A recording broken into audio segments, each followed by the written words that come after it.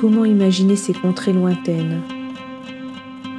Moi, Louise, qui n'avais jamais quitté mon village, je vais vous raconter des aventures extraordinaires que me contait mon ami explorateur.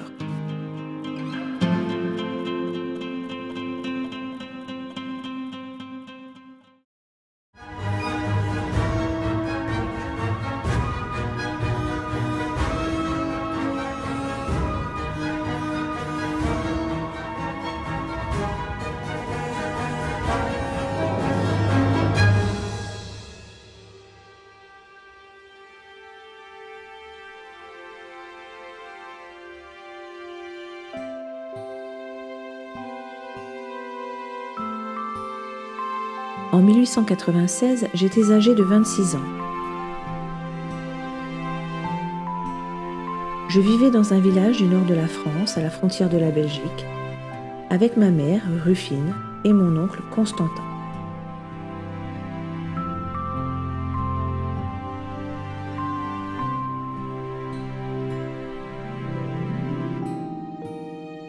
Nous étions amis avec Anicet Coupé, qui habitait non loin dans cette belle demeure de l'Ermitage. Anicet était un agent d'affaires aisé. Il venait de se marier pour la seconde fois avec Adèle. Et, depuis un an, Jeanne, la sœur d'Adèle, était venue habiter auprès d'elle avec son compagnon, le célèbre explorateur Arthur Thouars.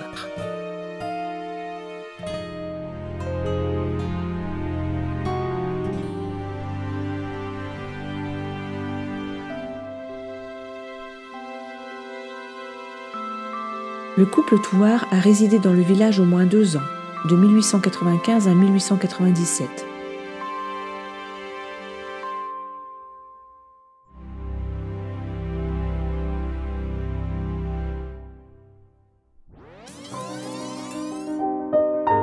Anicet, Adèle et Jeanne, eux, étaient originaires d'Avesnes, et c'est 12 ans auparavant qu'Anicet y a probablement connu Thouars pour la première fois, lors de l'Assemblée générale de la Société de géographie, mais surtout lors de sa conférence à Fourmies sur son incroyable expédition.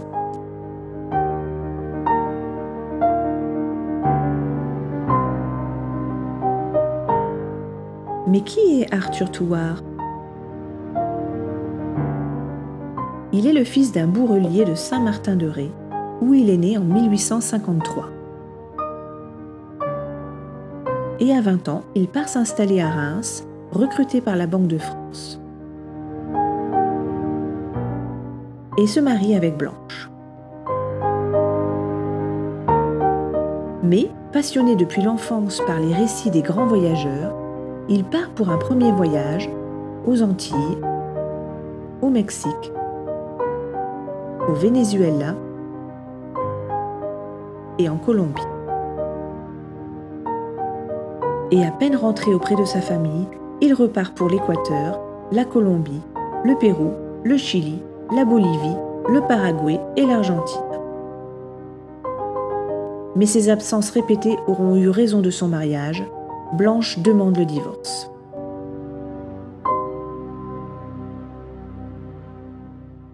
Au même moment, on annonce la mort d'un autre explorateur. Jules Crévaux était en Bolivie pour explorer le Grand Chaco.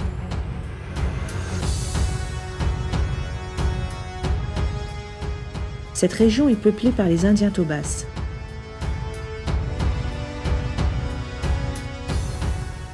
Se sentant menacés, ils attaquent l'expédition, assassinent le docteur Crévaux et font 2 prisonniers.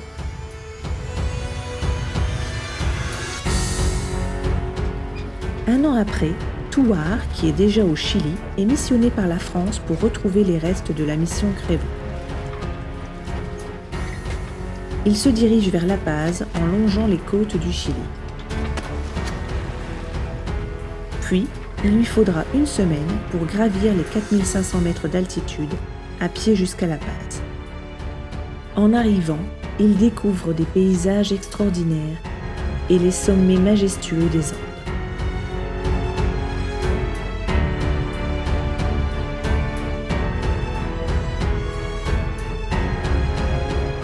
Le 3 juin, un mois après être parti, Thouars, accompagné d'un péon bolivien, prend la route vers Sucre, dans le vent et la neige. Il fait moins 7 degrés.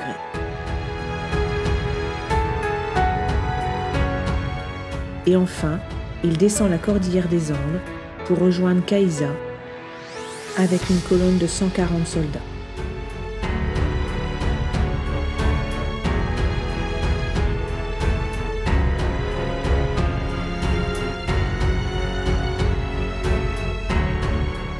L'expédition reprend ensuite pour rejoindre les rives du fleuve Pilcomayo, lieu du massacre, pour interroger les missionnaires et les Indiens.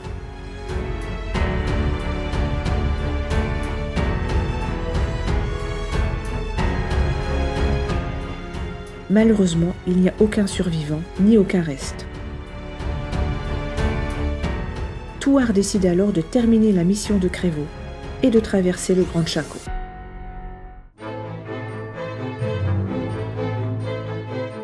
C'est le 10 septembre que l'expédition, accompagnée d'Indiens, se remet en marche en longeant le fleuve.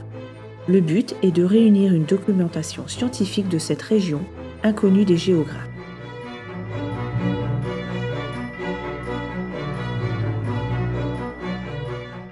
La marche est difficile et entravée par les marécages.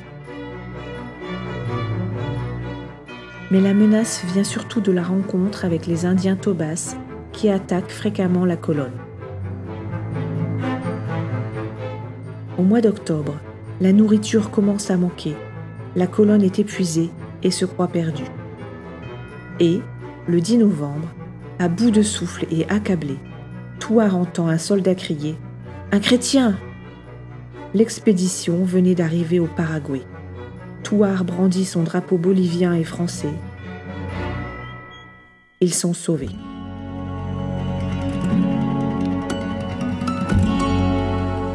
Thouars s'embarque pour la France le jour de Noël 1883.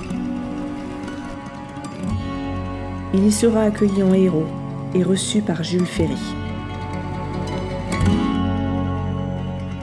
ainsi que par la Société de géographie de Paris, qui lui organise à la Sorbonne une conférence et un banquet.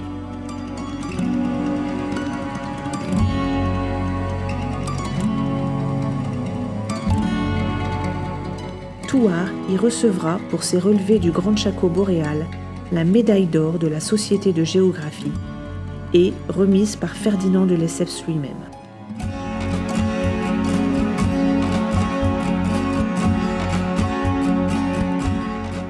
Commence alors pour Thouars une grande tournée de conférences partout en France, dont une à Fourmies où habite Anicet Coupet.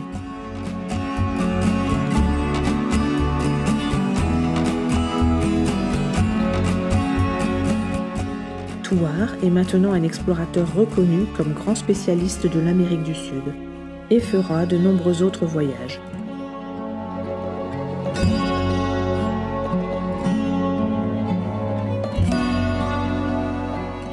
En 1891, il rencontre Jeanne, la sœur d'Adèle Coupet. Celle-ci quitte son mari et s'enfuit avec Thouars en Argentine pour s'installer dans la ville de Tucumán.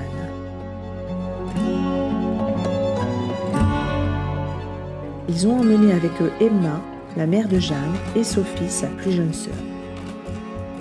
Pourtant, en 1893, c'est à Latranche-sur-Mer qu'on retrouve Thouars. Anicet Coupet, son beau-frère, est devenu son agent d'affaires.